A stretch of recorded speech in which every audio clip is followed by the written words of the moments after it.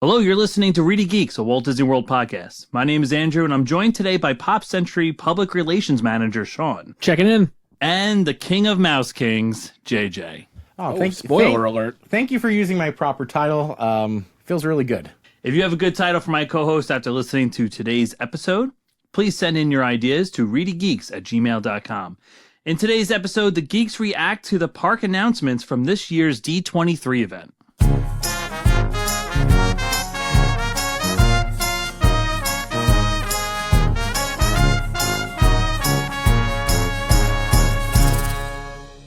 Today we're diving into all of the big announcements from the D23 Expo, Disney's ultimate fan event that brings us the latest and greatest from across the Disney universe.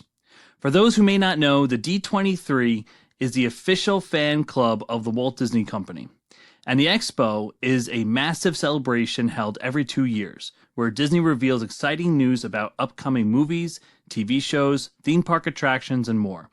In this episode, we're going to break down all the major reveals, share our reactions, and discuss what these announcements mean for Disney fans everywhere. I have a question. Yeah. Why 23?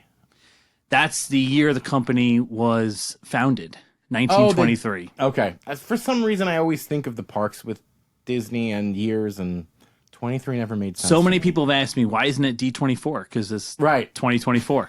Right. I agree. They probably didn't think of that was going to happen when they made this in 2009. So, yeah. D23 has only been in existence since 2009? Since 2009, yeah.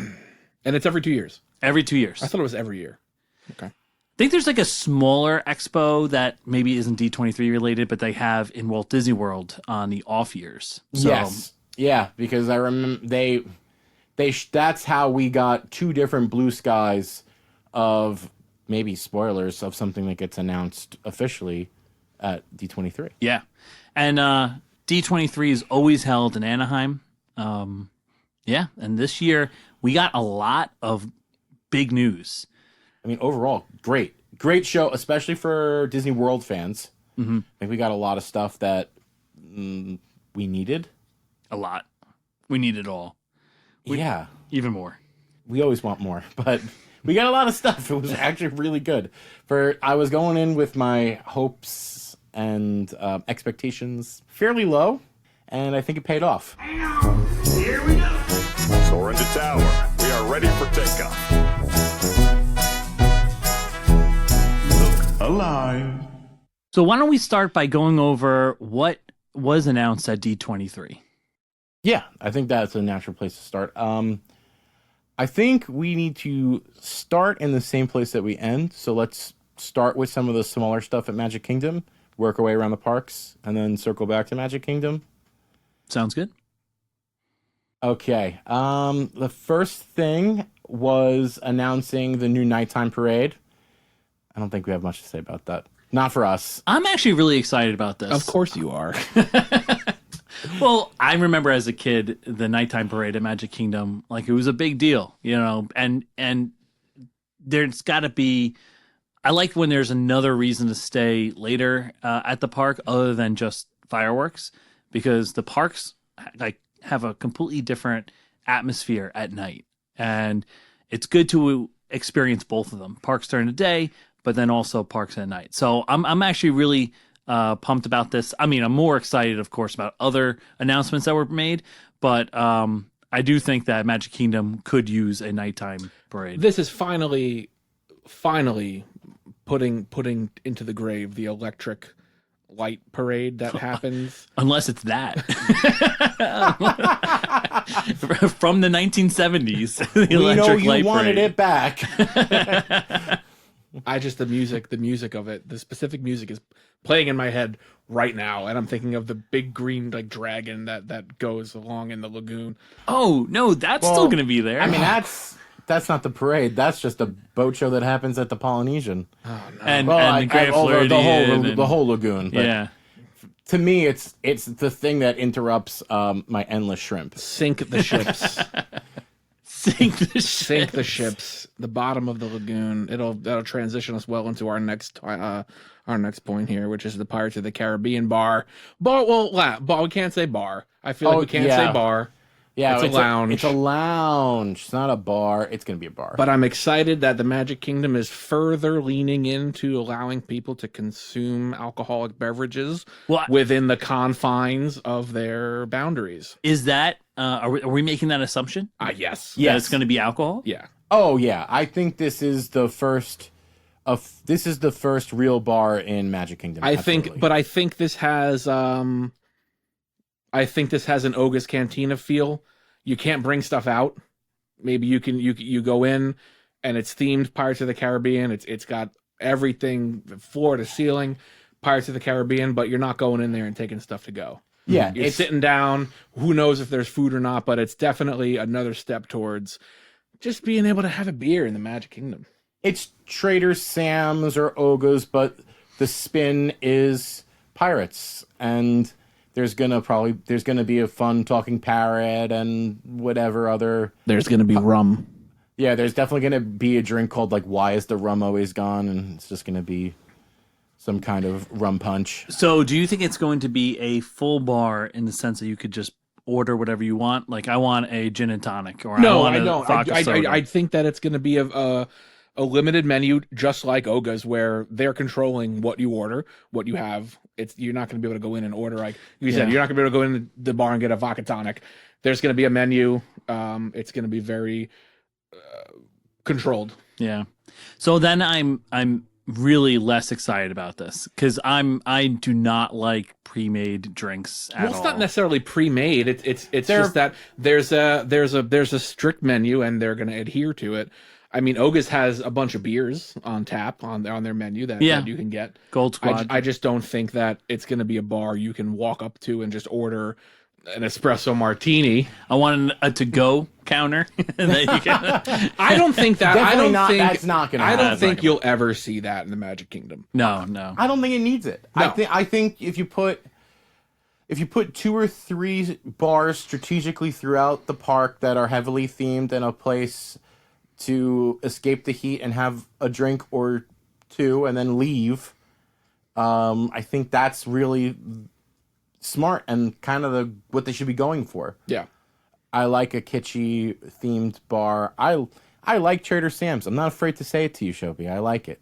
It's fun. Do you not like it? So listen. I love the idea. I've never been, of it. actually. You've never? I've Okay. never been to Trader It's an Sam's. experience, and you should definitely go. Yeah. I think I went once pre-COVID and loved it. Right, and then since then, every time I've gone post-COVID, like when they couldn't do the same things that they did pre-COVID when they came back, they didn't have the same antics that they would do, and I think that's kind of put a bad that plus all the drinks are just rum based, and rum is my least favorite liquor, and it's very sweet, and all the drinks are very sweet, and I mean they are though powerful, they're strong, they don't hold back, which is good. Yeah, they're real classic tiki drinks, just a slightly more sugar forward version. Yeah, but they're strong, they're good drinks. But I don't know, it's tough when there's a 2-hour wait. When there's such a long wait, it's such a small place. I didn't know that it wasn't a place you could just go into. No, you need a reservation. No, there is no reservation. You got to walk up and then wait.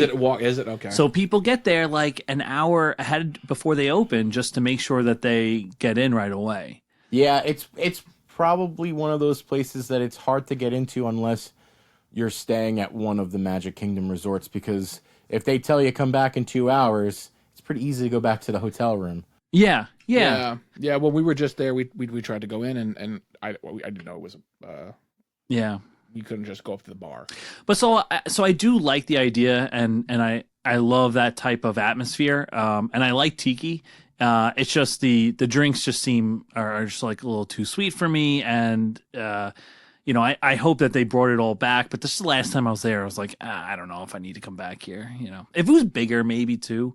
That would also feel help. A little cramped, and especially, I mean, you're talking about going right post COVID and feeling like you're in a small space. Yeah, and then they let even less people in, half the capacity, because it was post COVID.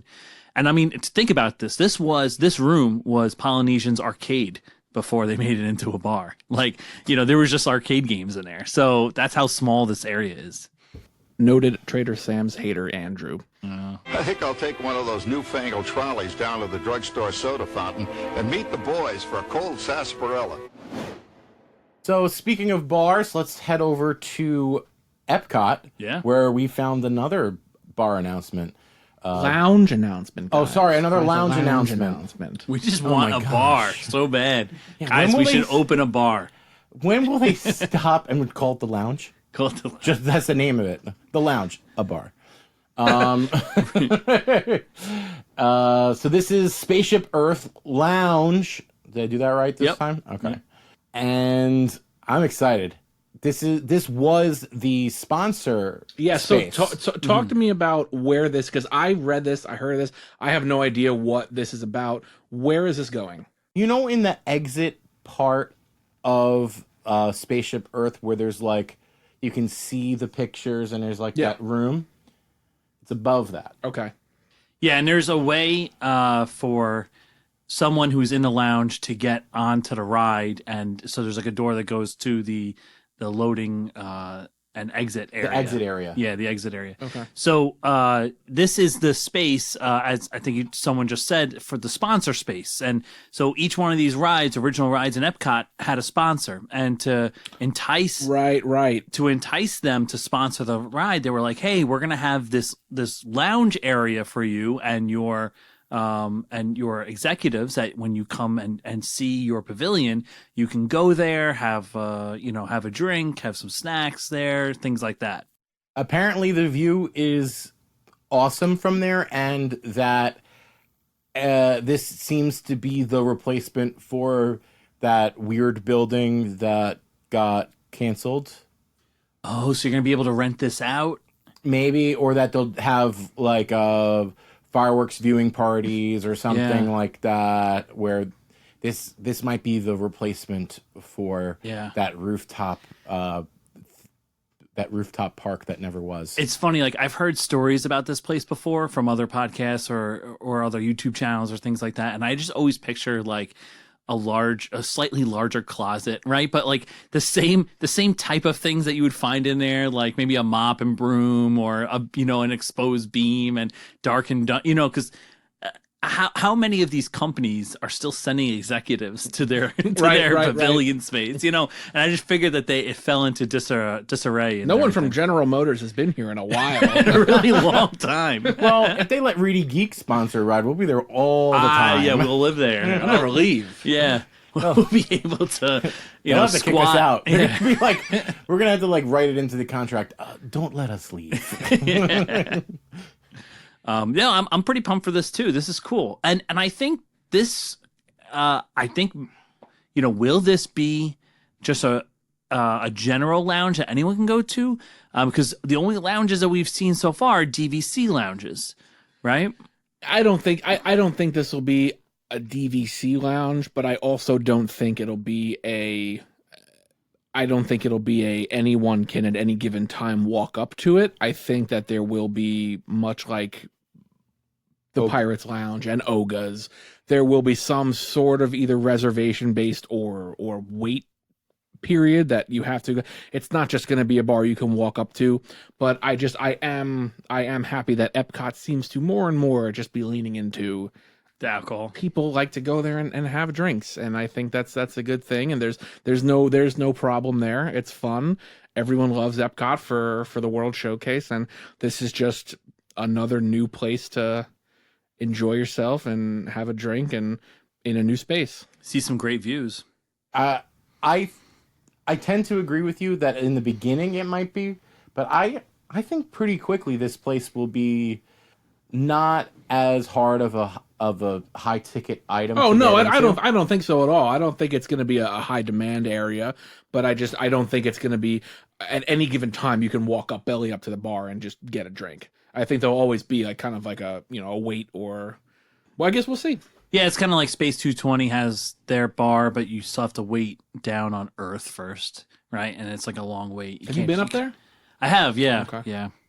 It's nice. Well, you can't wait in space. Space is for doing stuff. Yeah. Right. You go to space, you come back. That's it. Yeah, and do we think that this is the official start to drinking around the world. You go on Spaceship Earth, and then you get a The drink. official start and maybe even the official end. Yeah. You start and end. Or maybe it's the classic. Do you At start least at- that's maybe how I would look at it. Maybe You said it has a great view. What is the view? Is the view of World Showcase? maybe just more so the lagoon and that. Well, now with the garden area, I believe you could see the lagoon from there. That's what I've been told. That it's a great view. It's a really nice space. Yeah. Or at least it was when Siemens was sending people there. Poor Siemens. They're losing a lounge. I don't think they sponsor Spaceship Earth anymore. I think that's why the updates got canceled. Maybe. Okay, let's move to a park where we got some significant announcements. Yeah. Significant announcements that, we kind of called. this very podcast. This very podcast. pontificated. Yeah. And we didn't call them, but this is what we said we wanted to see come out of it, and it did. So. Or what we expected. And, How we were going to fix Animal Kingdom. Yeah. I mean, if you haven't listened to the episode, maybe turn this one off and listen to that one. Or not. Nah, forget it. It already happened. It's in the past. It's in the past. That was weeks ago. Okay, so we'll start with the smaller announcements and move to the bigger ones. We'll stay in that kind of order. This is a sad day in my household because we found out that the Zootopia show is replacing Tough to Be a Bug. Mm-hmm. Sad day. We loved that ride. We really did. Well, I thought it was fun. I love a 4D show. Almost every 4D show is like some of the best things you can kill time with in Disney World. I think they nail them every time. Yeah. Which I guess means that this Zootopia one will probably also be good. But, just a little bit of a lament there. Yeah, I didn't love the spider part. Well, no, not spider part. The there's a spider part. But that's just them coming down from right. But there's what stings you in the back? The stingers, the hornets, and no. The rolls on your butt and your back that they're cockroaches. The cockroaches are trying to get out or something like that. That's creepy stuff. Who will be like the new lead? Will it be one of the sloths? Will it be the guy that's in the No, it'll be the character. Officer? It'll be the character that Jason Bateman plays, and the sloths will be in it, of course. But he's the lead. This also probably tells you they're going to do more Zootopia. Like, there's obviously going to be more movies. Yeah, they're going to. That made so much money. That was internationally that was going to happen no matter what. But then, are they doing the Frozen thing? And then they have a whole Zootopia franchise, and they're stuck with just this one 4D show in the middle of Animal Kingdom. I think doing one show is less invasive than turning an entire pavilion in Epcot into IP for a franchise that, and I don't have to belabor the point again in another episode. But we are. Although I will say, fans of the film Ants, people who think the film Ants is superior to The Bug's Life, how dare you, are not super upset to see the Bug's Life attraction go the way of the dinosaurs, which is a good segue into the next land. Katzenjammer fan? What? Cut that. I want to go back. Do you even remember Maelstrom? Yes! I went on Maelstrom every single time I went, and that was during the time that we were going to Disney like twice a year. Yeah. I went on Maelstrom every single. I loved Maelstrom. Back, over the falls. I loved Maelstrom.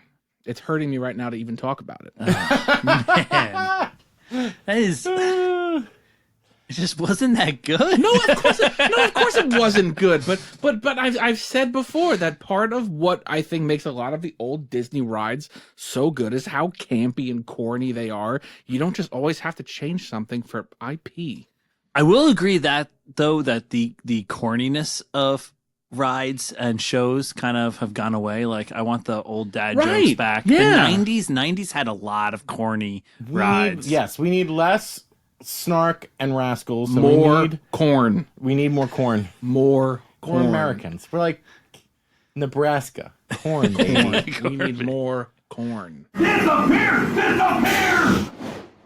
We can move into the next land that I think this is it this one that we picked pretty much. No, it was this one we nailed. We pretty much nailed. Yeah, that we're gonna be seeing the last of Dino Land, which I think the what's the ride, the one that kind of whips you around, the little, it's not a roller coaster, but what's the Triceratops Whirl? Is that what it's called? Spin? That's been gone for a while. No, Primeval Whirl. Primeval Whirl. The little roller coaster is gone. That's been gone for a while. Yeah, that's been gone since like 2019. The writing's been on the wall for Dinosaur Land since probably before COVID. Yeah. The writing has been on the walls for Dino Land for some time, and welcome Tropical America. We finally get the announcement that it's Tropical America is coming in, and Tropical America, if I'm not mistaken, is going to encompass both Encanto and Indiana Jones. Yeah. Yes, it seems mostly to be an Encanto space. The plaza looks like the town, but it's not the town. The restaurant is featuring Colombian food. The house is there. The casita is there. It looks cool. Yeah. No, it's great. It's maybe, aside from one or two of the other announcements we got, this might be the best one I think that we got. Maybe the most needed. Yeah. And we talked about most needed, I think, actually, probably, because we got one announcement that was a complete surprise that we'll go over, one that everyone assumed was coming at some point, but this was probably the one that, in a park that needed something, and it's hard to say that Animal Kingdom needed something, because we just got a $2-3 billion Pandora, but Animal Kingdom needed something in this area of the park. Well, by the time this is built, it will be 10 years since Pandora. And this is maybe, honestly, what I'm looking forward to the most of the new land announcements. Yeah.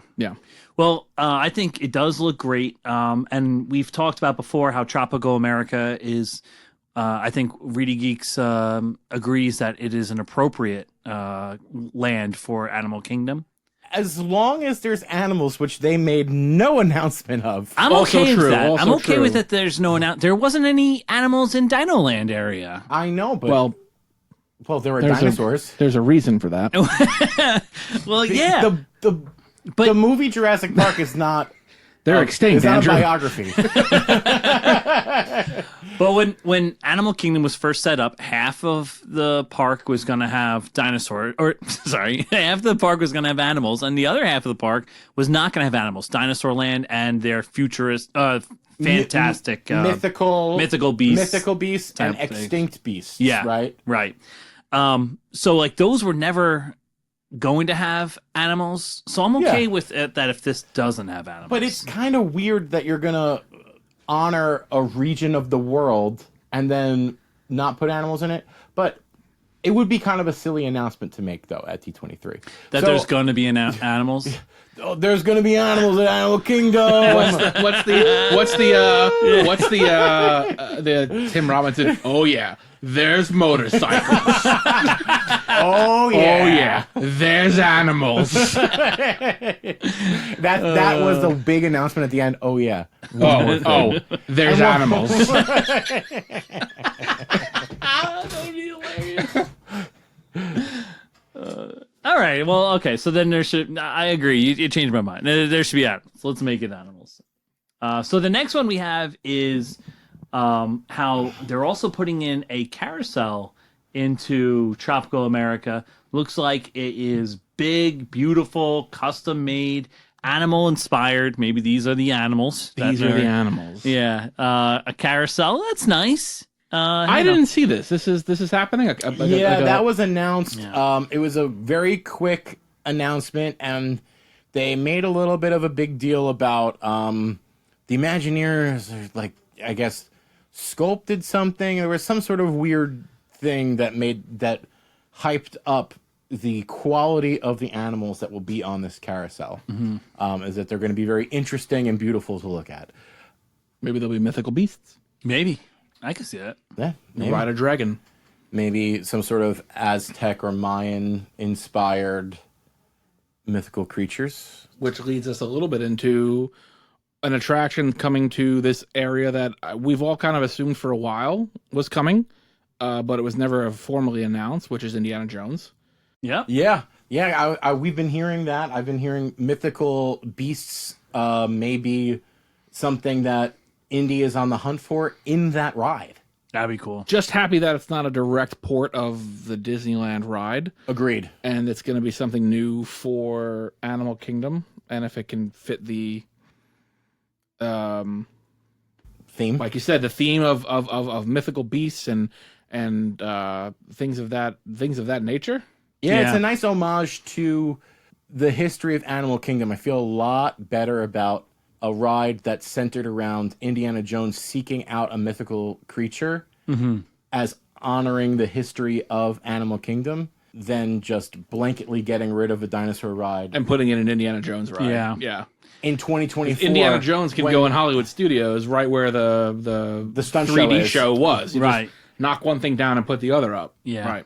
So we also have Restaurantosaurus is leaving, and it's going to become a Colombian food restaurant. Do you think that means the Restaurantosaurus wasn't it we were told by the best bar? The best bar in Walt Disney World. So the bartender at the pool at Port Orleans French Quarter. Yeah, told us that the best bar on property was the bar Restaurantosaurus. And now, I believe that was because it was her husband who was the bartender. Yes, but I've actually heard this like a lot more too from other people that like people love that bar, but now it's like apparently gotten too crowded. She spread the word too much. She shouldn't have done that.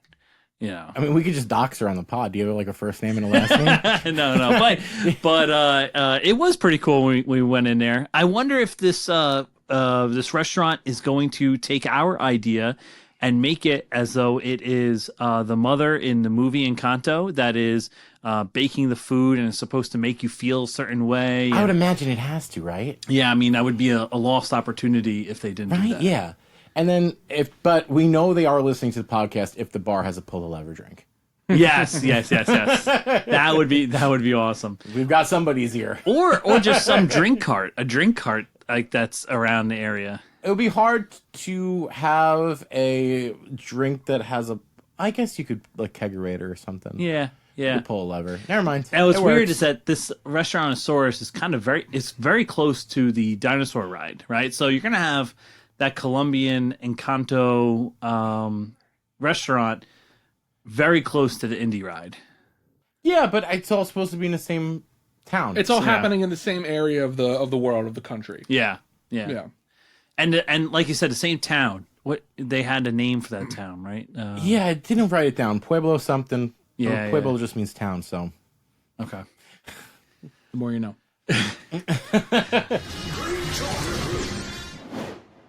Well, before we leave Animal Kingdom, we have one more announcement that the Encanto ride, we're getting an Encanto ride, and it's going to be a dark ride where they're going through the house from the movie. Yes, and I think we also nailed this one. Yeah. Even the premise that they said with it's going to be centered around Ernesto and the animals that he can talk to, and pretty sure this is basically a combination of my idea and your idea. Yeah, it's great. It's a dark ride, trackless dark ride. Looks like a trackless dark ride. Yeah. We don't know for sure. Centered around Ernesto's animals. It's going to be cool. Yeah. And someone else, I was listening to something, I forget what, that was saying, I wonder if this is going to be like Mystic Manor, which is exactly what I was trying to port over when I was saying an Encanto ride should be a trackless dark ride like Mystic Manor. Yeah. Perhaps I should watch Encanto. Oh, man. Wait, you've never watched? I've never seen Encanto. Really? It's good. Yeah. It's a good one. It's It's a good. really good one. Yeah. One of the better ones of the past 10 plus years, probably. What would have been even better, too, is if you said, and everyone just keeps on talking about like this Bruno thing. I don't know. What's I know Bruno? that. I know that. I know that. I'm on TikTok. I know that. We talk about him. All right. So Disney's Hollywood Studios. JJ, why don't you take us to Hollywood Studios? Here we go. the thing I want to talk most about is this place because it's partially what makes me the Mouse King. Are we gonna go over the results of the Mouse King after this? I mean, I guess we have time. Yeah. Okay. Yeah, we could go. I mean, the only thing that matters is that I won because I'm the only one whose bet hit. I got one thing that hit, and it was involved here. Yeah. In Disney's Hollywood Studios. A straight bet. I was one away from my parlay hitting. Yeah, but so was I. Oh, okay. All right. So the parlay. Everyone's always one away on their parlay. You're always one hit away. Everybody's always. You always got one guy who doesn't make his 7th catch, and you lose your whole parlay. Yeah. You can't hang your hat on that. Yeah, I was one away. You know how many times anything. I'm one leg away from winning $7,000? Last time you ever see us. Well, let's move to the announcement that I think was the most surprising that no one saw coming. So, Monstropolis is coming to Disney Hollywood Studios, which is awesome. I think something that people are overlooking or maybe not quite stating just yet, thinking about what Monstropolis means, is that there's probably going to be a Harryhausen's sushi restaurant. And isn't that such a great addition for Hollywood Studios to have like a good sushi restaurant at it? Yeah. I mean, that's like very unique for Disney in general. That's if you were to base a restaurant off of sushi, I mean, Disney doesn't go out on limbs, and that's not on everyone's palate. Right? Like, not everyone likes sushi. And generally, when you go to a Disney restaurant, you have a chicken dish, there's a steak dish, there's a vegetarian dish, there's a, you know what I mean? There's a little bit of everything for everybody. Maybe it's like animatronic hibachi, and they've got like animatronic. How cool would that be? Well, no, but I mean, you have hibachi and sushi, both in the Japan Pavilion in Epcot. Yeah. A dedicated like when you think of like what you see in New York City, the rotating the platform the that comes with the rotating trays, conveyor belt. Yeah, that's conveyor that's belt what I'm thinking, sushi, that's what I'm thinking. which they actually have at the mall by our house now. Do they really? And it's I very don't eat overpriced. sushi. I wouldn't know. Unlimited. No.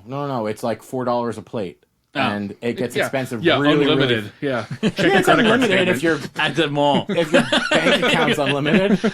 So tell us about Monstropolis. What are we getting here? The only thing they really announced officially, besides that there's going to be a land, is that there's also going to be the Monsters Door roller coaster. It's going to be a suspended roller coaster, which means that you're going to be under the track. People that have a Six Flags in their area probably have a Batman the Ride that has a leg hanging. In the Florida area, the old Dueling Dragons. Mm-hmm. And then in Tampa over there's Montu. Those are inverted roller coasters. Legs. This is going to be indoors. Definitely. Yeah. So this is going to be indoors, a la Rock and Roller Coaster. I don't expect this to be a thrill ride. I expect it to be. I think I expect it to be a little less thrilling than Rock and Roller Coaster, with a little more focus on the theme. But I still think it's definitely gonna be maybe the best thing they've announced at this juncture. We don't know what's coming in the other land that we're gonna get into, but I think this is definitely the best thing they've announced. But I don't necessarily think saying a suspended roller coaster gives people ideas of like it's going to be a loop and a corkscrew and inversions. I don't think it's going to be that. I think it's still going to remain very family friendly because it's Monsters Inc. So I don't want to necessarily say that ultimately you're going to ride it and be disappointed.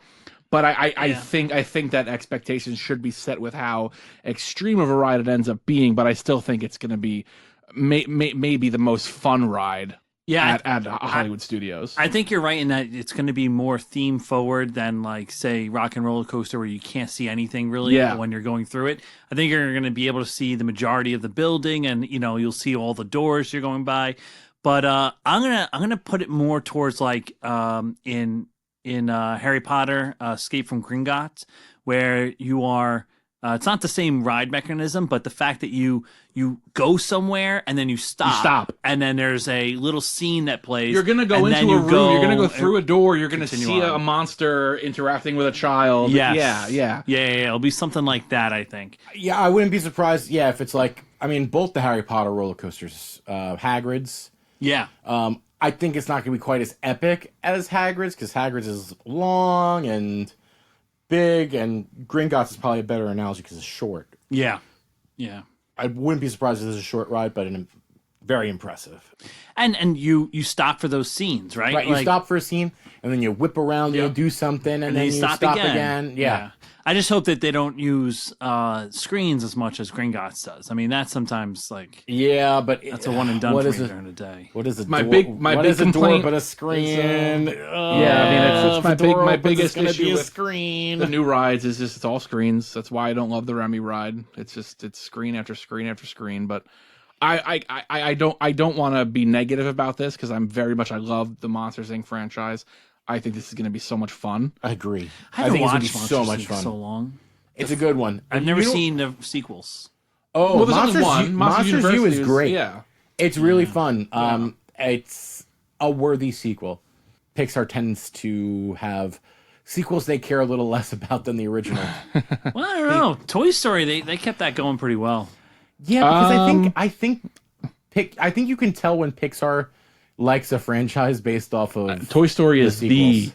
the original Pixar franchise. They have to nail every one of them. It's the cornerstone of Pixar is Toy Story. Yeah, without Toy Story, I mean, if Toy Story wasn't as good as Toy Story was, like, does any of this happen with the style change in animation so abruptly?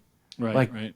Hand-drawn cartoons basically stopped for computer because Toy Story proved that it was good enough and you could still tell a really good story without the hand-drawn stuff. It's crazy. There's a lot of talk on the social media for no reason at all.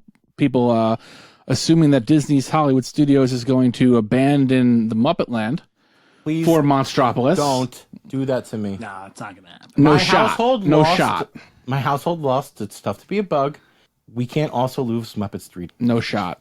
I tend to agree. You look at the drawings, it just looks so much bigger than the space that one 3D show, a bathroom, and 2 restaurants. Well, I was going to say, up. what is Muppets Land? It's the 3D show itself, the building with the show. Yep. There's a Muppets restroom, and then it's Pizza Rizzo and the Mama Royal Melrose. Flush. We said the bathroom. I said a bathroom. We didn't say the Royal Flush. Oh, right. It has a name. Mention it by name. No, Muppets Muppets Land is going to stay. It's too small of a land to... With the addition of Galaxy's Edge, my assumption is that Monstropolis goes where the launch bay is. They either demolish all or some of that to build a and then into the back lot, there's like admin offices or something back there. Yeah. I think that is by far the most logical spot. But if people are just throwing darts to throw darts, I wouldn't be surprised if maybe there's a certain outdoor show that takes up a lot of space that might be on the chopping block. That's expensive to produce and put on every night.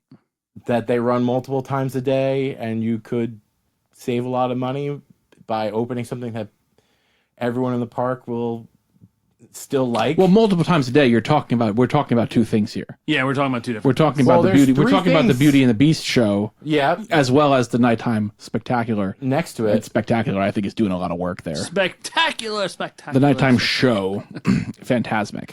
So Fantasmic, I mean, you could get rid of it, right? But then Hollywood Studios doesn't really have anything nighttime.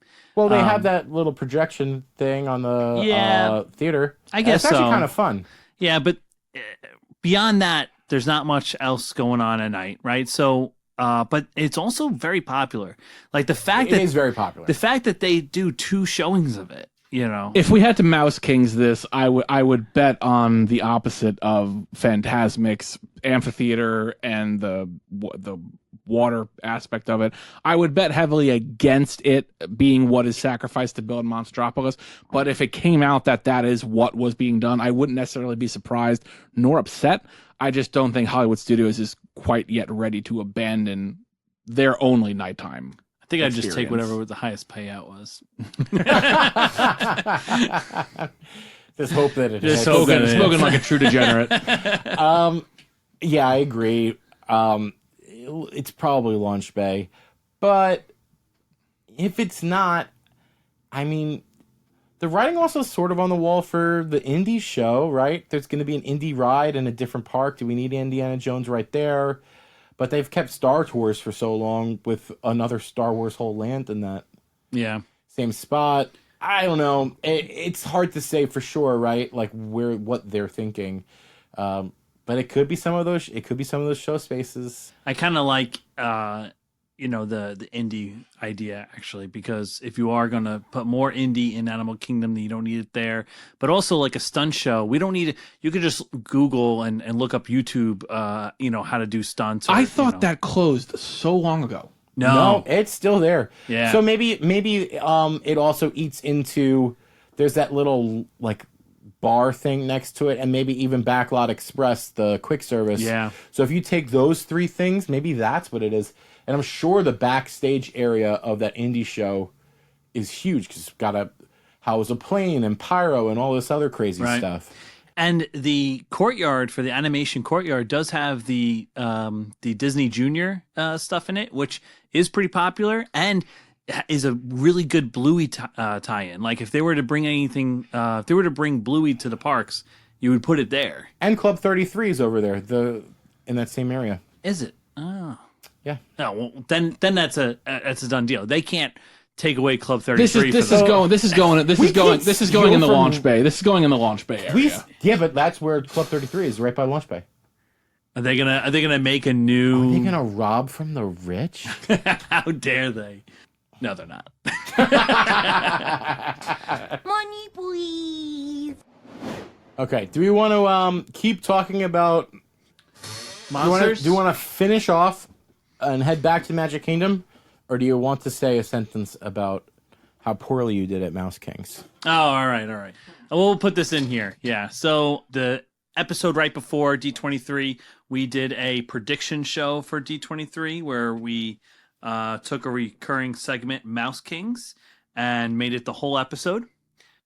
And so JJ and I both made 4 straight bets. We bet $100 on each of those bets. Just to be clear, this is just between JJ and I, and not with an actual like house or bookie or anything like that. Maybe you put promo code ReedyGeeks. Right. And then we also each made a parlay, a 4-leg parlay bet. So we each bet $500 in total, and I hit nothing. Right, Yeah, so I lost $500. But someone hit something. Yeah, JJ, what did you hit? I called that they would announce a ride at Disney's Hollywood Studios. It was mostly out of the sheer need that Disney Hollywood Studios needs more rides. Right. It hit. Feel pretty good about it. Wait. What was the odds? Oh, plus 300. Plus 300. So that means that if you bet 100, you get 300 in winnings, and you get your 100 back. That's so correct. you got $400. We're not teaching people how to gamble. Oh yeah, we are. Yeah. No, we actually already did. We already did. We did that. We did that like 2 weeks ago.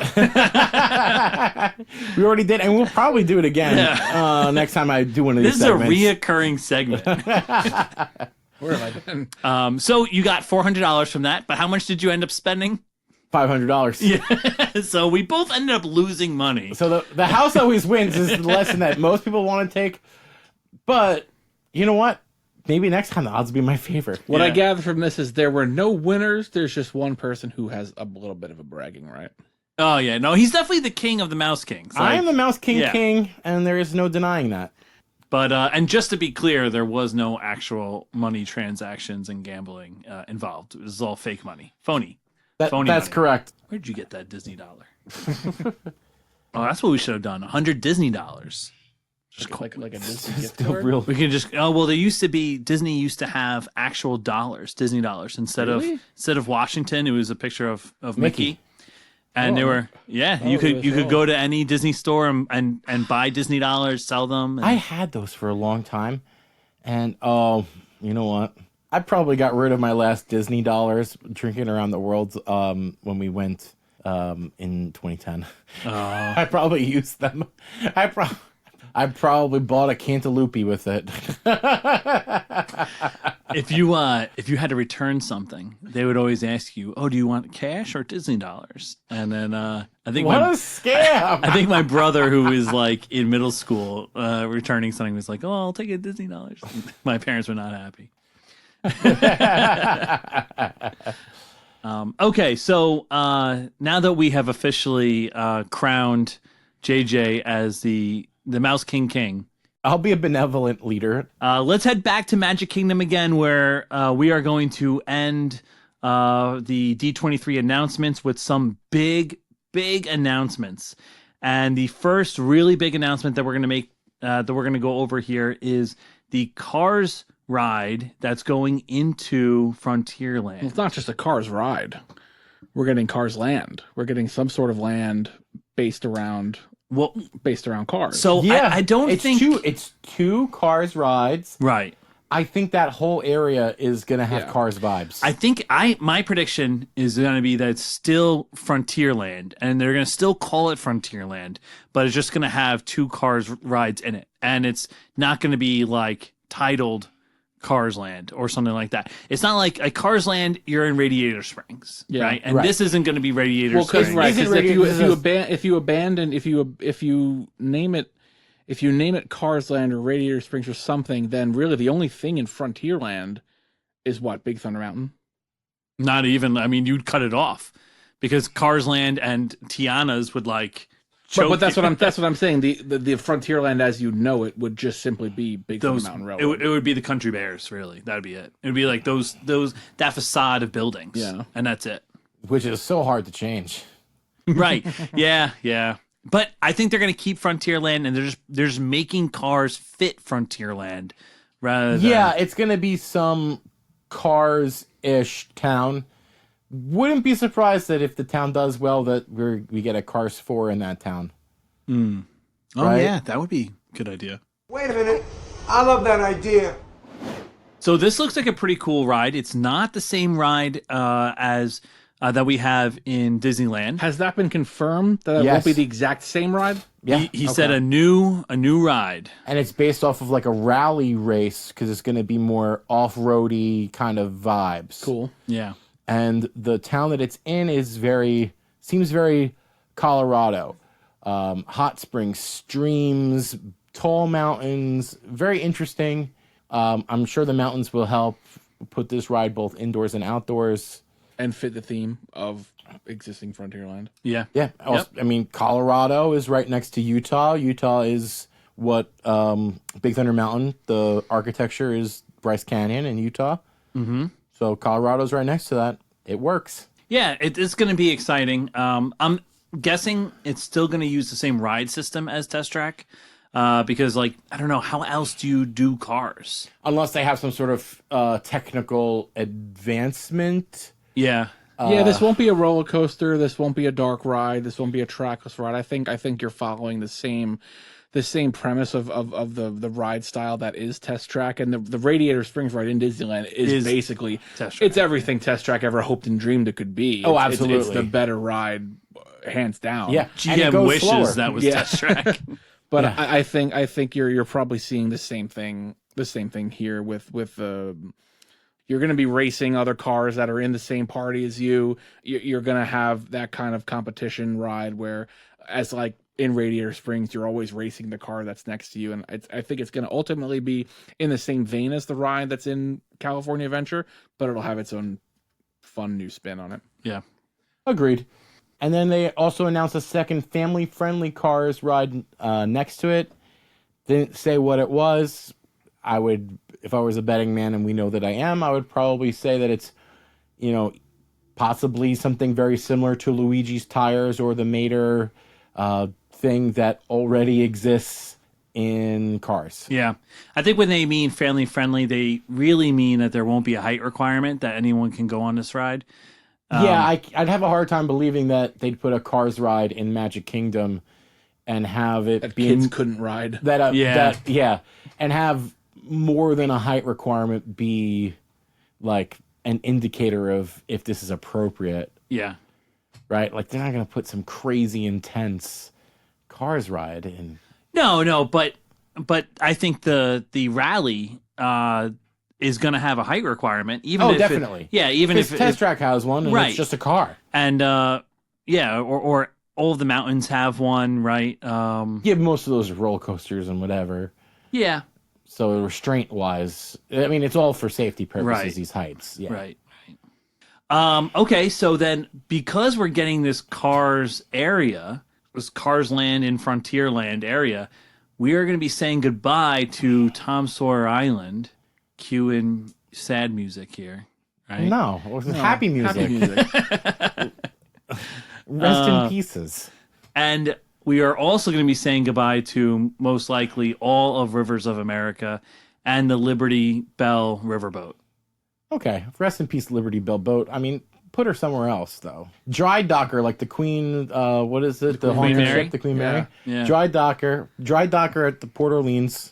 You can have her go from Port Orleans all the way down to Saratoga Springs and then to Disney Springs. This is an area of the park that has needed something Oh wait, does that for so long.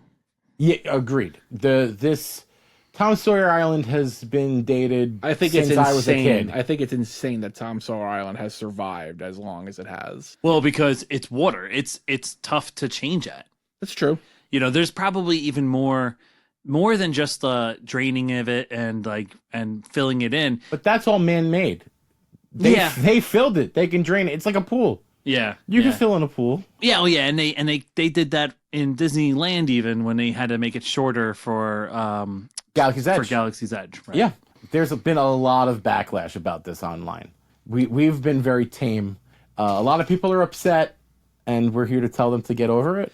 Well, I think the Rivers of America, it was Walt's idea, right? It's something that's in most parks. I'm not gonna be confident enough to say that it's in every castle park. Can I say something anymore? Until this recent announcement, I had absolutely no idea that it was called Rivers of America. Oh yeah, when you go on the riverboat, you go and see different scenes of like the Mississippi or the Colorado, or If you're upset about this, get bent. Let's go. The future is now. Don't be one of these people that's just upset about something changing just because it's old and Disney and Walt loved it. Yeah. It's got to go. I agree. I definitely agree. In the artwork, everyone's made, kinetic energy, water. It's like they're saying there's going to be geysers and like streams and all these other stuff in the same place.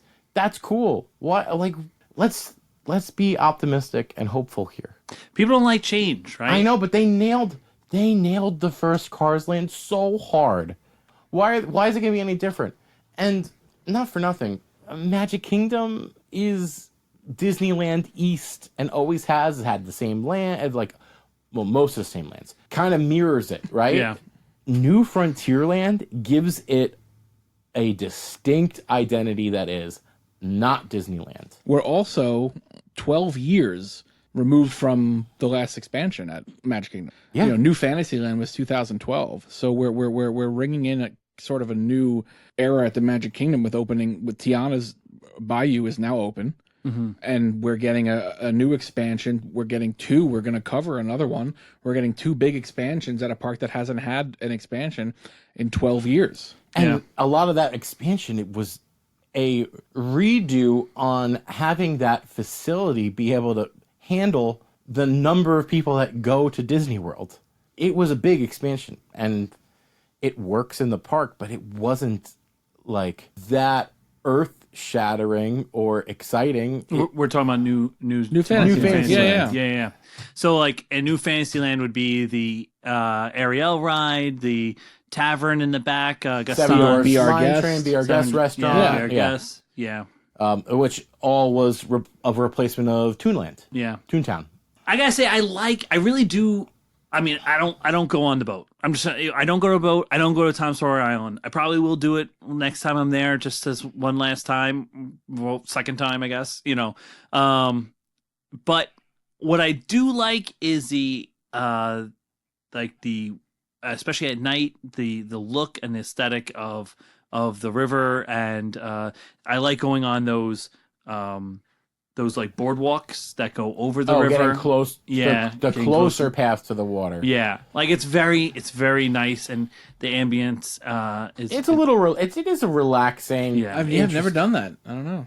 Yeah. But it's also, it's time to go. Yeah. Like let's try something new. But is there not more room to expand without taking away?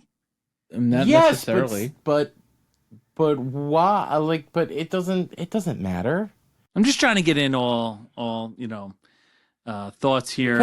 But what if we're gonna have to walk past a place that is just a beautiful area, an expensive view? Like no one is going to miss Tom Sawyer Island. How many days at the Magic Kingdom do you need to go to before you're like, you know what, I will go to Tom Sawyer Island? I still have never gone on it, and now out of principle, I never will. When you look at a map, it is insane how much area that is.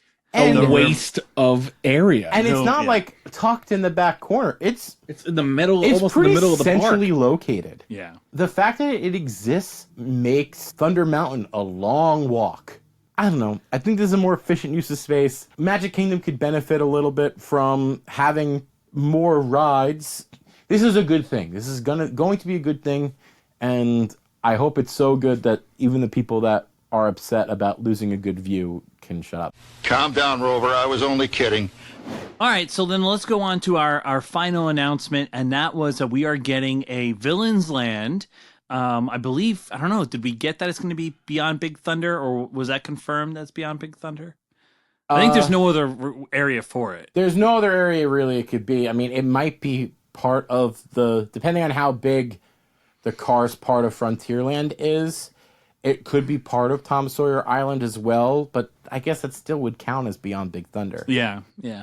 So this Villains Land is announced that it will have 2 major attractions. So it's not necessarily going to be called Villains Land. No. I don't know if I've been on record necessarily yet on the podcast, and if not, I will be momentarily. I think you have. Yeah. I'm on record of saying I think this idea is very tired and not necessarily original.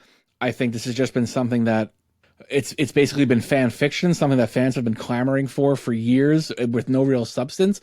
And I think that Disney, partially maybe in response to what's happening over at Universal, knew they needed something and thought, we might as well. Yeah. The fans have been clamoring for this, but I also think that this is quite possibly because of how long Villains Land has been something that the forums and the Twitters and the fan bases have been pontificating and prognosticating and wanting this to come to fruition. This is probably their responsibility to be the biggest and best expansion they've ever done. It's got to be well thought out in at least in the Florida parks, if not all the parks. This has to be the best of the best of the best because of how much hype and fan expectation is already behind it.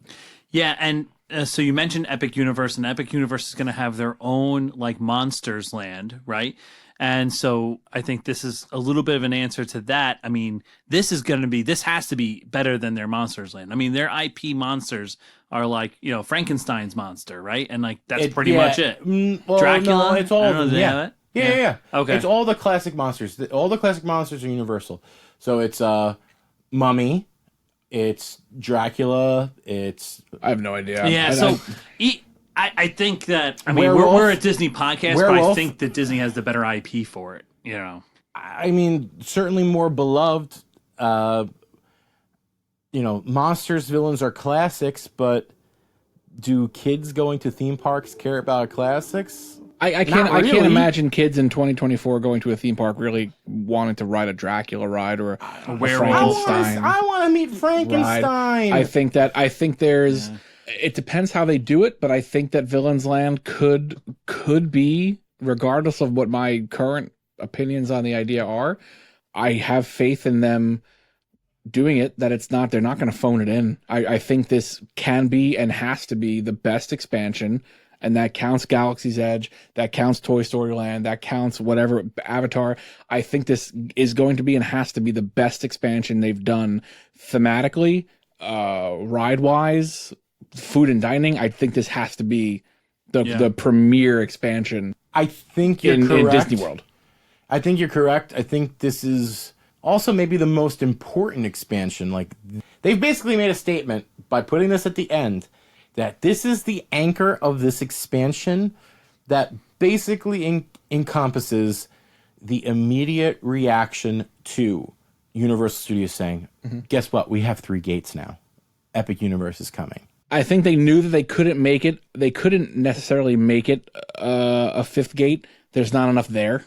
It would have to be, it could be a land in a 5th gate, and maybe even the castle, right? Maybe the weenie, right? The point that draws people in. That's a theme park term, weenie.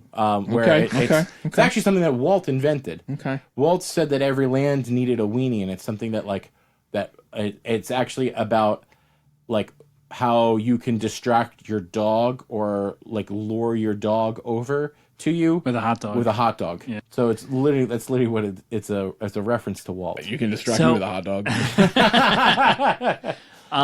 Before we go on, I just want to kind of say too, I'm getting tired though of these 2 ride lands. Right. I think that's the formula. But I think it doesn't pay off. Like, there's not enough to do in Galaxy's Edge. I actually kind of agree, and the fact that they're already introduced, this is completely off reservation here. The fact that they're already putting Mando and Grogu in Smuggler's Run, tells you that ride is just not doing well. No, I think Smuggler's Run is a boring, pretty much useless ride that I could honestly, I could see Smuggler's Run getting an overlay and a redo before I could see Star Tours leaving. I just think that is a ride that is just uninteresting and just completely, after you've ridden it once or twice and you've done the cool things there are to do, that is a ride I just don't care to ride. Because, if you have a kid as the pilot, you're going to have you got a terrible ride. You have 4 people behind them that hate their experience. Right. I think that's a ride that I don't know that it's around 10 years from now. I think its shortcoming is the gamification of it, right? Yeah. Like, I don't know. Everyone wants to sit in that cockpit of the Falcon. Everyone wanted that. There's a way you can redo that ride without having to change much of the theme, much of the ride vehicle. There's a way you can do it.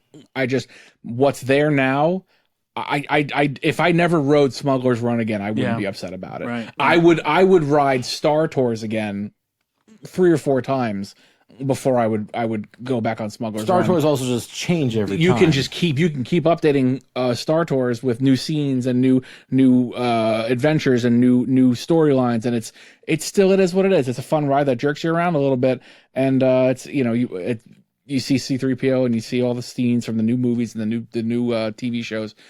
Smuggler's Run does, as a lifelong Star Wars fan, Smuggler's Run does nothing for me. Yeah. The coolest part about Smuggler's Run is the queue when you're going into the Millennium Falcon. You could sit at the chess table. Oh yeah, you can walk through the hallways of the Millennium Falcon. Yeah. The ride itself, the pre-show, and the Falcon itself in the front. Yeah. The ride itself is a nothing burger. Yeah, agreed. But, and the whole land suffers because there wasn't a 3rd ride or something else.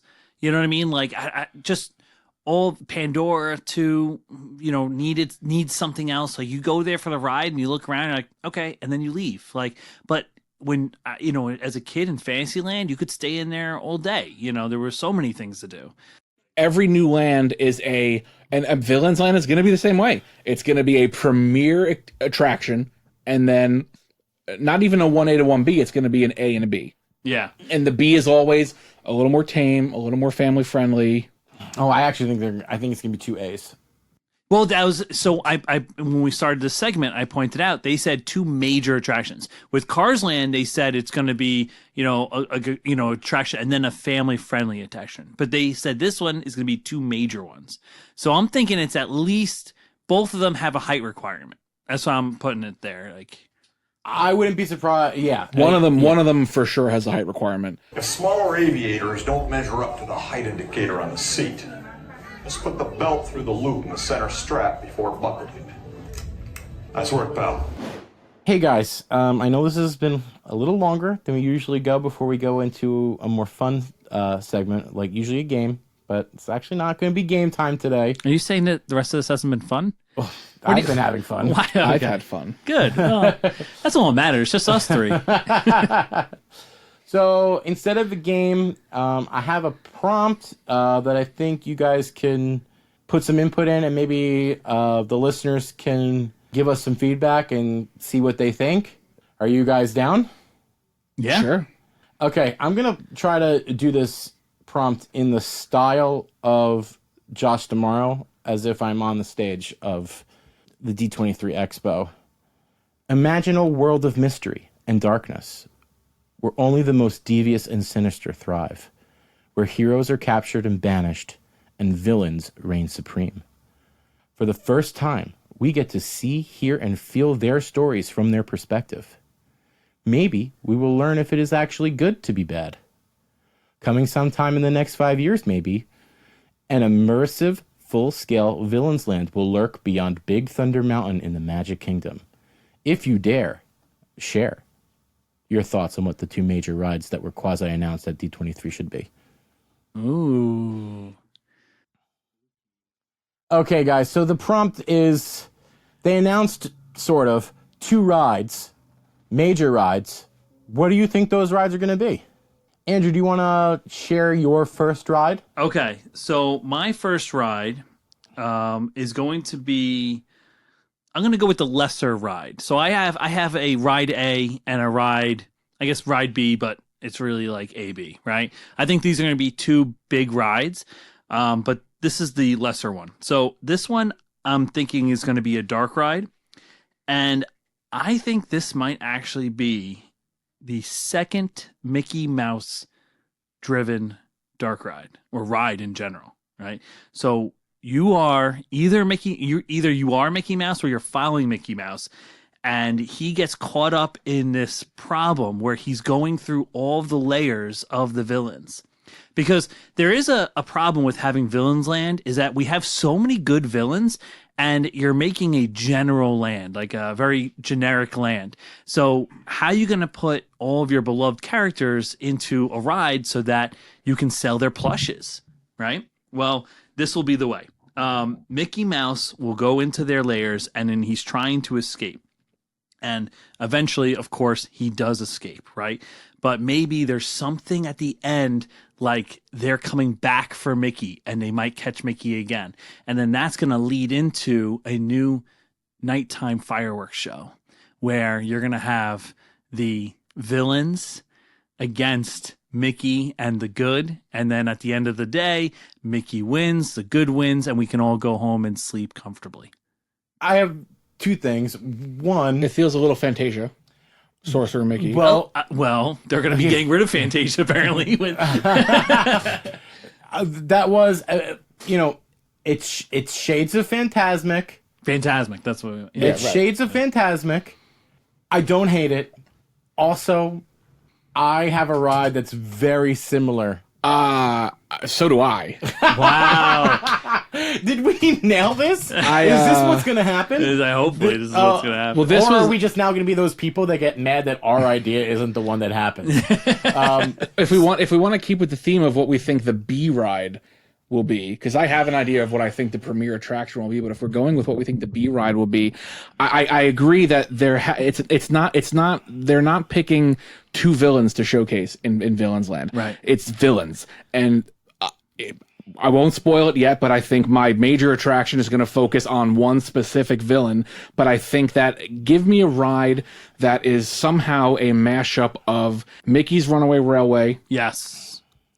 the Great Movie Ride, with a little bit of PhilharMagic. That's exactly what I was thinking. I didn't think of PhilharMagic. I mean, I think you Great have Movie Ride, maybe instead of Donald Duck and PhilharMagic, you have Mickey or some character that is making their way through 5 or 6 of the movies And you get Jafar, you get Ursula, you get Hades, you get, I don't know the villain's name from Princess and the Frog, but Dr. Facilier. there you go. But you get 5 or 6 villain scenes where you see something happening in the movie from their perspective. Maybe there's a musical element, and you're making your way through 5 or 6 scenes of the movies with the villains are the showcase of it. How they start it, how they end it, I don't know, but I think that's the best way to give yourself a B ride, a family-friendly ride that is both a dark ride, maybe a 3D element to it, and it showcases villains rather than just picking one villain, because I don't think, like I said, I don't think you're getting 2 rides that showcase 2 separate villains.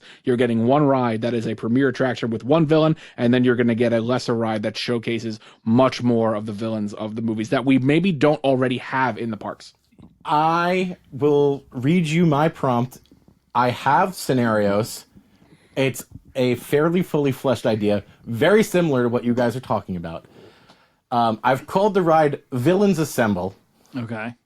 It's a trackless dark ride where the good doers, us, have accidentally infiltrated villains' headquarters to escape and have to escape from their clutches. This will be the definitive work of the VCU, the Villains Cinematic Universe. So the whole line is basically what we believe is a museum of villains, of villainy. So it's all about the history. The queue, okay. Yeah, the queue. So you're waiting on it, you're seeing artifacts from different villains. We're learning about that. And then a tour guide brings us into a theater room and tells us that she's going to show us a film about how the villains were thwarted, but it's a trap.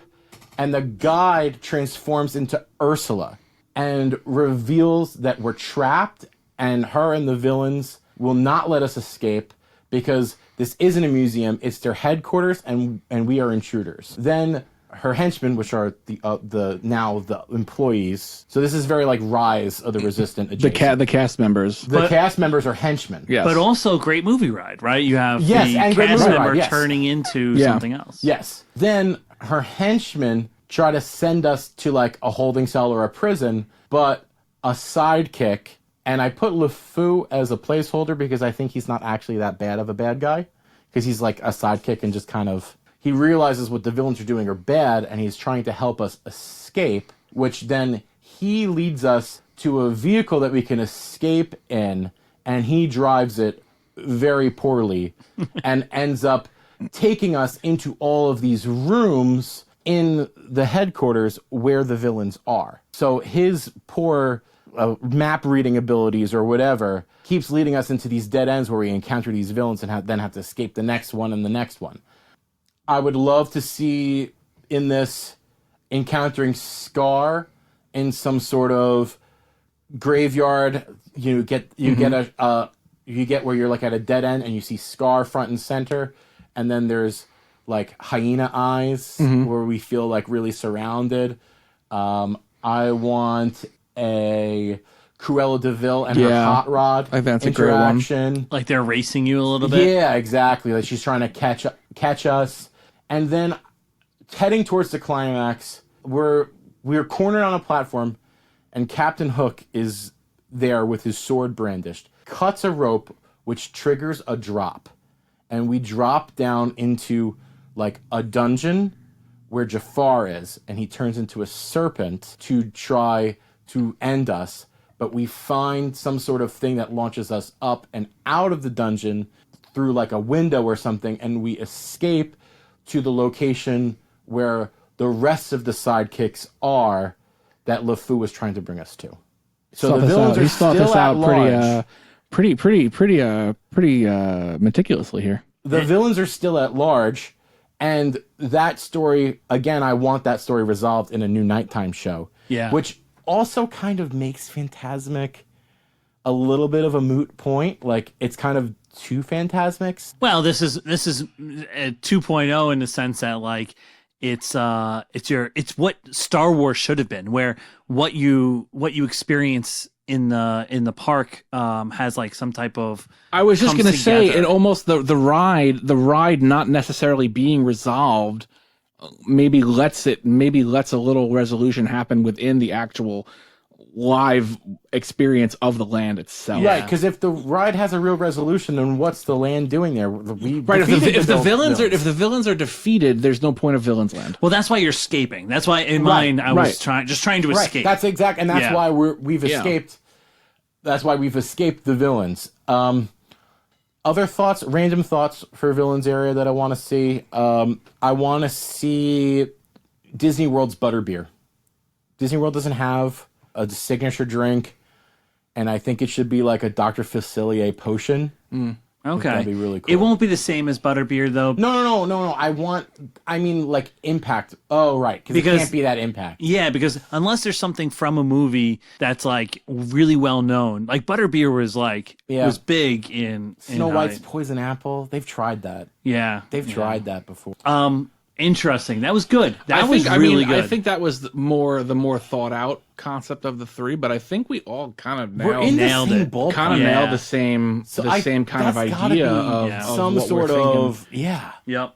These guys are smarter than us. They're thinking this too. I think the four of us, and I'm including Joe Rody with us, should just go and take Disney over legend, Imagineering. Joe Rody. Yeah, Disney legend. As of this weekend, Disney legend. Joe Rody. Okay, so I really like that. I think it's scary. And I think that's a part of it too. I think this has to be this almost has to be a little darker, a little more thrilling. This can't be, we can't get just a villain's version of Seven Dwarfs Mine Train. We can't get just a fun, cutesy ride. It has to be dark. It has to be, dare I say, for Disney, it has to be scary. Yeah, it's got to be scary. While still being, of course, this specific ride we're talking about is family friendly. Yeah. We love the villains. We love them because out of this world, that to make them friendly versions of what they are, that's not it. Yeah. Which leads me to an interesting thing I thought about today is do you have villains walking around for photo opportunities? I think you do, because they do in Cruella de Vil. Yeah. Do you have you need all of that. The pleasure is entirely Okay, so here's a question for you guys. Do you know the Descendants? I'm aware of them. My niece is obsessed with the movie that just came out a couple weeks ago. Because I just looked up the Good to Be Bad, right? That you said, and that's what it's. And from. I know it's in. And the only time I've ever heard that is in Mickey's Not So Scary Halloween Parade. There's a part where it's good to be bad. It's good, something I've like that. never been to Mickey's Not So Scary. I just watched Ron watch it, so I've never been there either. But Ron on the Go has been there, so then that means I've been there. Oh my gosh! So. The Descendants, like, I'm a little worried that none of this happens with the older villains, and it's all of these. This is supposed to be maybe a teen section, and it's like a Disney Channel Descendants are the main focus. No, this is going to be something that I don't want to say is dedicated. This is going to cater to the older Disney fan generation. No, people want Maleficent and Ursula. That's what people want. That's what this is all about.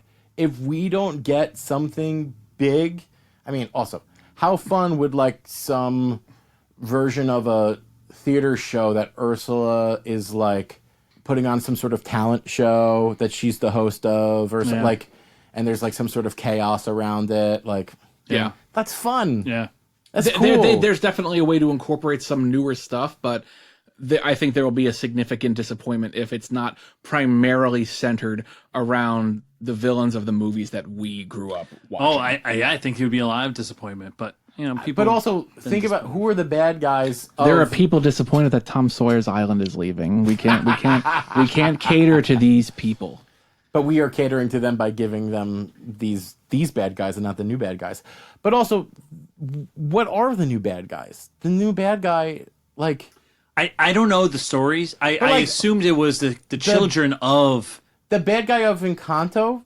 There's no real bad guy in that movie. Right, no, who's the bad guy in Frozen? It's just Hans. Well, no, the bad guy of Frozen is Elsa? Is it Elsa? Yeah, right.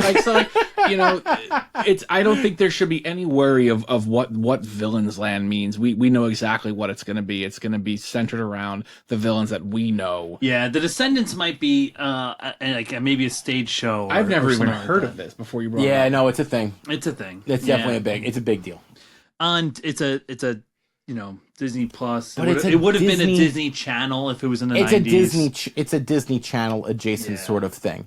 They never made a Hannah Montana ride. I don't think they're going to do Descendants thing. They wait for something to be a classic before they. Yeah, it's got to make like $1 billion.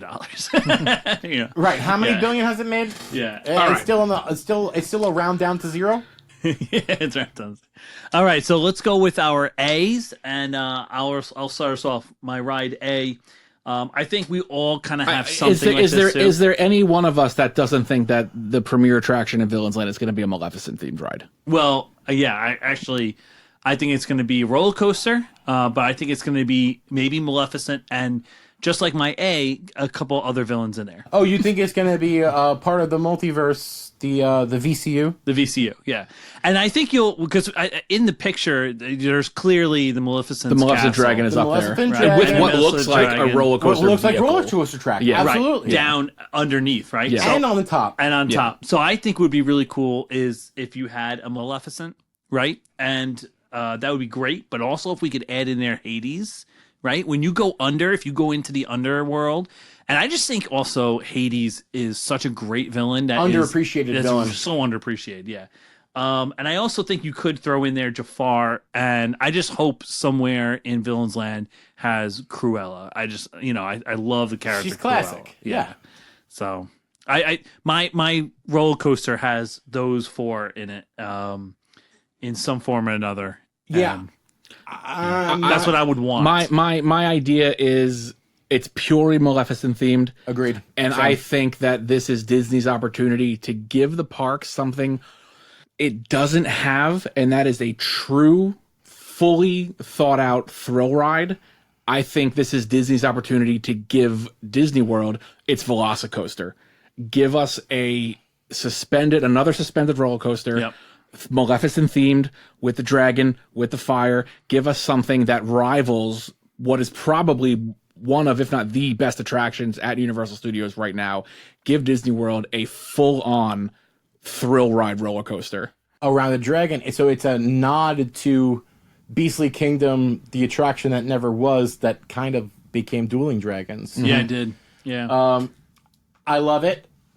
I also I want inversions. Yeah. I don't necessarily care if I'm above the track or below the track, whether it's suspended Right. or... It doesn't... Don't give us another Seven Dwarfs Mine Train. Don't give us another Tron. Don't give us another Space Mountain where it's just up and down and side to side for 2.5 minutes. Give us a thrill ride with inversions, a la Rock and Roller Coaster, but it's outdoors. It's got pyrotechnics. It's got lights. It's got everything. Yeah. I think indoor, outdoor, where you go outside and inside. I think that's kind of a great move. It looks really cool to be able to see the ride. Yeah. Be like, I want to go on that. You know, like that's, again, we're talking about weenies, right?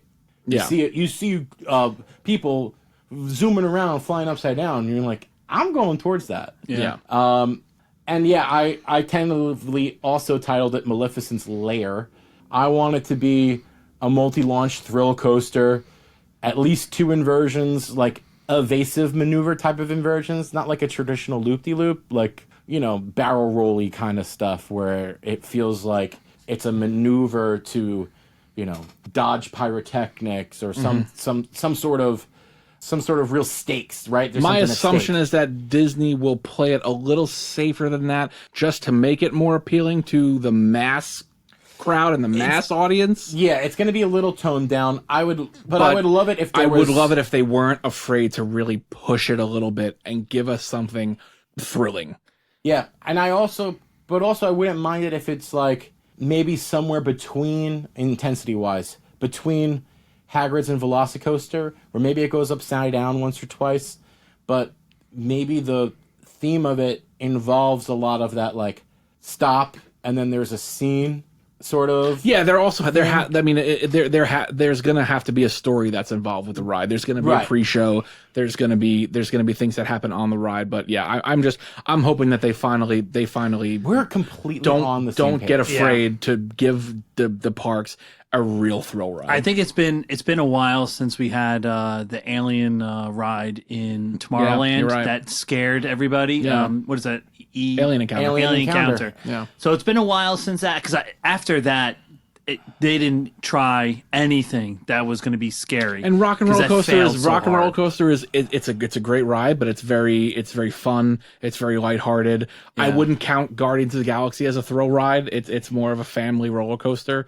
I think that's thrilling. I don't know. It gives a thrill. I think everything you have to pay attention to, aside from the ride itself, takes away from what the ride's actually doing. It actually makes it a little dizzying. Just put yourself on a roller coaster and let the ride do the rest. So you don't want any show scenes. I don't know that you necessarily need scenes. You can have music. You can have a soundtrack. You can have a couple things where I want a you show stop. scene. Yeah. You have a stop. You have a drop. I want there to be at least one time where you full stop, encounter the dragon. Well, yeah, yes, that has to be part of it. And then you have this big dramatic, something crazy happens, drop track or something. You think of the end of the you- Jurassic Park ride where the T-Rex comes out and that's the final drop. Right. You go down. But you don't want one of those Marvel in Islands of Adventure with the Hulk, right? Where it's just bad theming, and then all of a sudden, boom! You just go, you're outside, you do it, and you come back, right? Like you don't want it to be completely devoid. I mean, if of I can storytelling. be, that is pretty much exactly what the Incredicoaster is in California Adventure. The only difference is in the seats, there's music. There's music now in Hulk that they've redone that.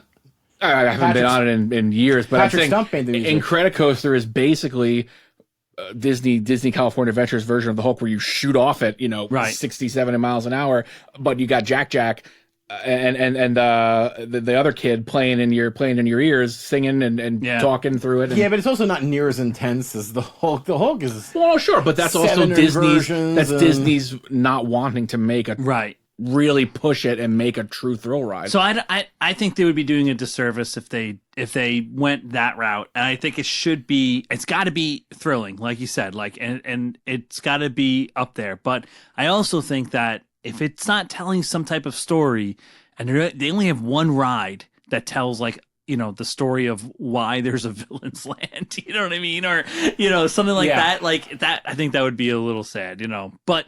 But I don't necessarily think it's necessarily the ride's job to tell the story. I think the land itself, much like Galaxy's Edge, has its own lore.